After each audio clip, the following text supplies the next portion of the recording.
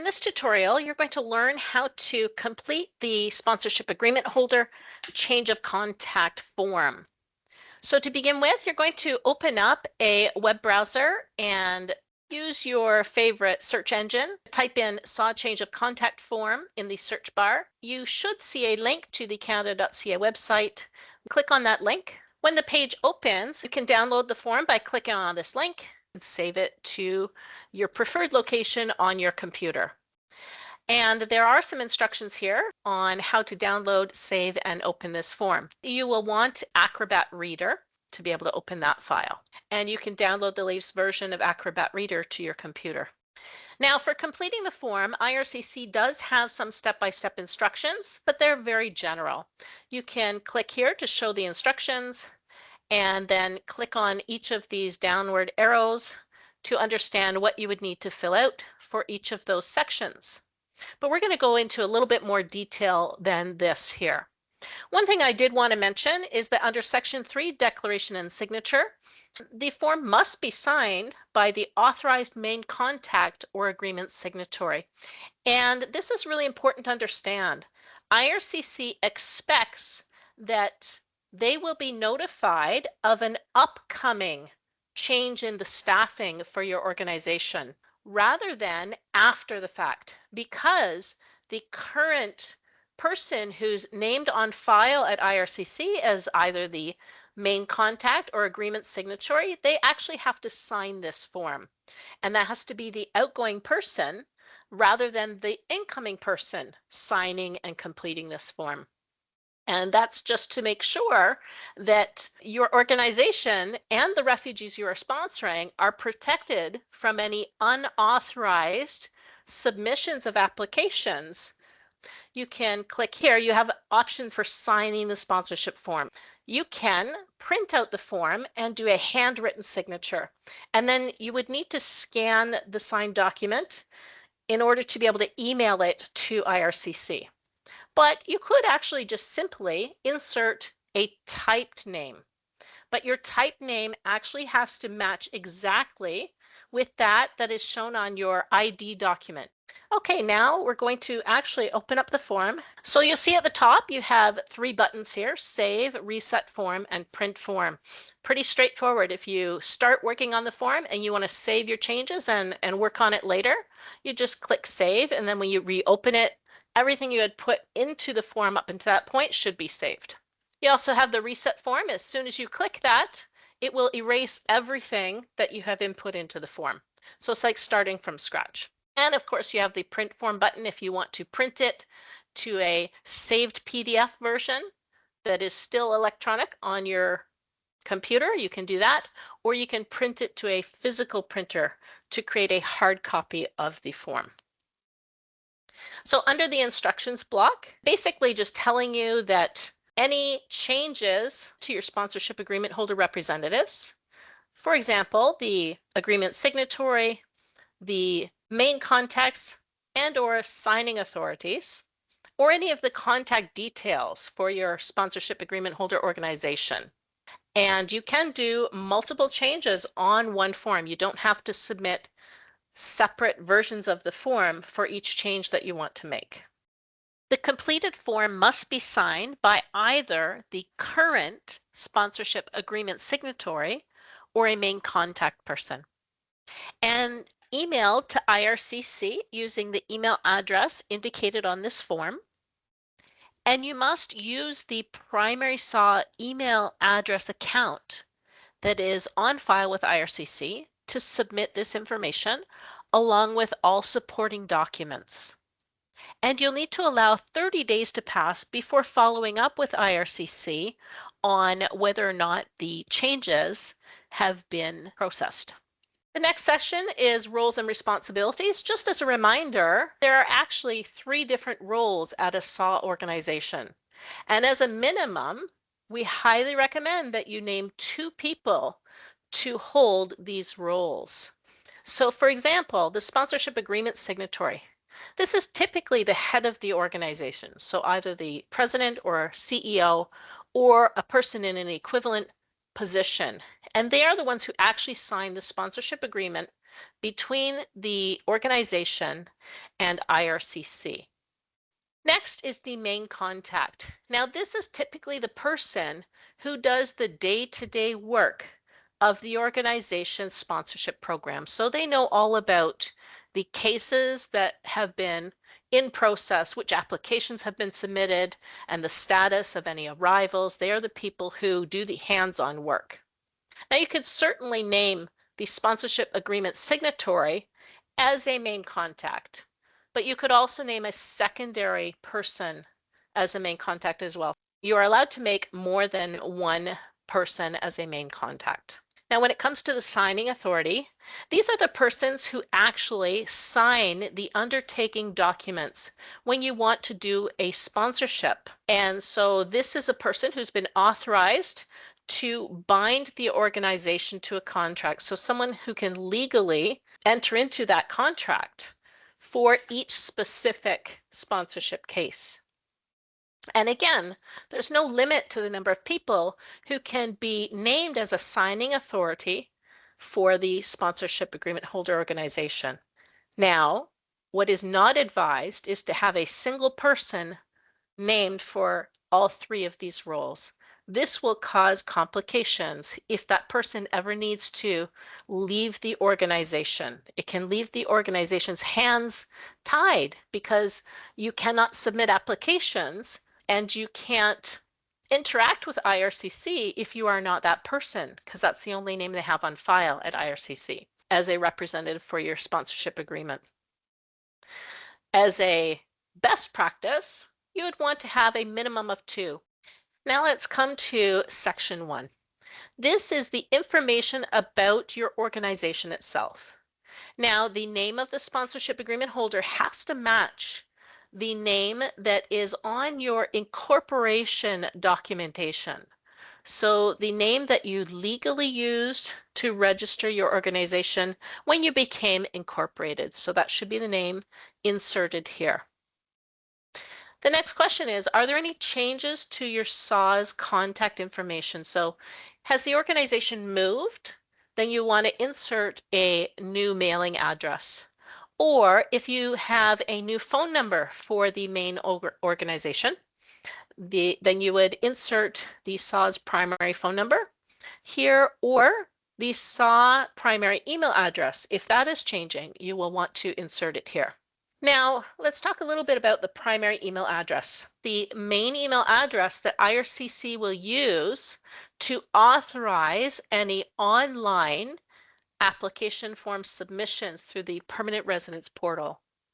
So whatever email address is provided here, it will be listed on a file with IRCC, and they will only accept applications submitted by the user account created using that email address.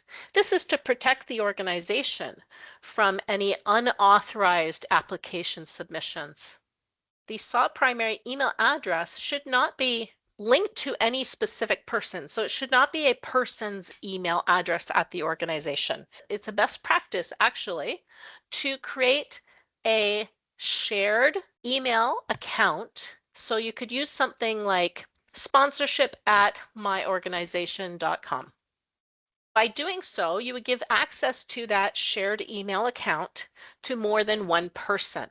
That way, if something were to happen to one of the representatives, other people still have access to see the information and track the correspondence between IRCC and the SAH about any specific cases. And it helps you to keep all of the correspondence in one place that can be accessed if any one of the staff members gets replaced. You don't have to continually change the primary email address for your SAH. So any changes related to the organization itself, you would select yes and then fill in just the information that is changing. So you don't have to fill out everything, just the new information is what you would put here. If you don't have any changes to the organization's contact information, you would select no, and it would hide that section. Next, you are going to answer the question, are there any changes to the SAH's legal name? So if you've gone through a legal name change for your organization, then you would insert the new legal name of the organization here. If you are not making any changes to the SAH's legal name, you would select no, and that information will become hidden. Now, when it comes to section 2, you click on this arrow here to see the type of change you're going to start with. So you can add a new person, remove a person who is leaving the organization, or you can make a change to any existing representatives who will continue to hold a role, but maybe the email address is changing. You could also insert a change to a position title or a phone number. So that's how you make a change to existing representatives. Now let's talk about the process for removing someone who's leaving the organization and then adding a replacement person. You're going to start with removing the current person. So you've got an agreement signatory, the main contact, and signing authority. Keep in mind, if you have one person holding all three of these roles, you're going to do a removal under each of those roles. So let's say that I am the person who holds three roles. The first removal I'm letting IRCC know about is that I'm no longer going to be the agreement signatory. The next one, I will click on make another change, and it's going to give me a duplicate of that box. And I'm going to select the type of change, remove, and I am now removing myself as the main contact as well. And I'll need to make another change because I've held all three positions. And the type of change is remove. And the change is signing authority. So again, my name here. Then when I have a replacement person for these roles, I need to make another change to add the new person. So now I'm adding a new agreement signatory, and I'm going to insert their name here, their position title, the email address, and their phone number. Now, when it comes to the agreement signatory, these are the documents you must include with the application for them. So they have to demonstrate that they are a Canadian citizen, registered Indian, or someone who has permanent resident status in Canada. So either the passport or their permanent resident card or Indian status card. And when you have obtained that, you're going to select yes. Now, if you were to select no, it gives you a warning. You actually can't submit this form without having that information. So you actually acknowledge that you have the document and you're including it with the form. And this person will also need to submit a recent criminal record check. It does not have to be one that is for a vulnerable sector search. So it can be a basic criminal record check, but it does have to be issued within the last 6 months. So it has to be dated the previous 6 months. And you would select yes. And then the IMM 5492 is the sponsor assessment form. And this form is where you will indicate that you do not have any prior criminal activity, or if you do, you would have to identify the type of criminal activity that you had been charged with and give details about that. So once the sponsor assessment form has been completed and signed, you would checkmark this that it will be included when you submit this form. Now, we're going to make another change. Select the type of change. We're going to add a different person because remember, we recommend that there should be more than one person named as a representative at your organization. Now, this person is going to be the main contact. And so we'll fill in their information, their name, their position title, email address, and phone number. They are also required to provide identification, criminal record check, and the sponsor assessment form.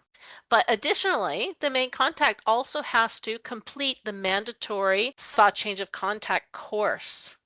And once they've completed that course, they will be issued a certificate, and you are indicating that you are including all of these documents with the application when you add a new person as a main contact. And so you'll see that that SAH change of contact course is not required for the agreement signatory. However, we're also going to add a person as a signing authority. And this organization actually wants their agreement signatory to also be the signing authority. So even though in their role as the agreement signatory it's not required, they will have to take that RSTP mandatory training to obtain the certificate in order to be able to submit it with the application. Okay, so you're going to do that for each new person that you're adding. You're going to create a block of information for each role that they will hold. So once you have completed all that information, you've made all the changes necessary that you want to make, then you're going to scroll to section 3. And this says that the authorized SAW main contact or agreement signatory who has completed this form, that's the person that's going to sign. So this is why you need to notify IRCC before a staffing change happens so that those currently authorized main contact or agreement signatories can submit this form. They are the ones who have to sign this form.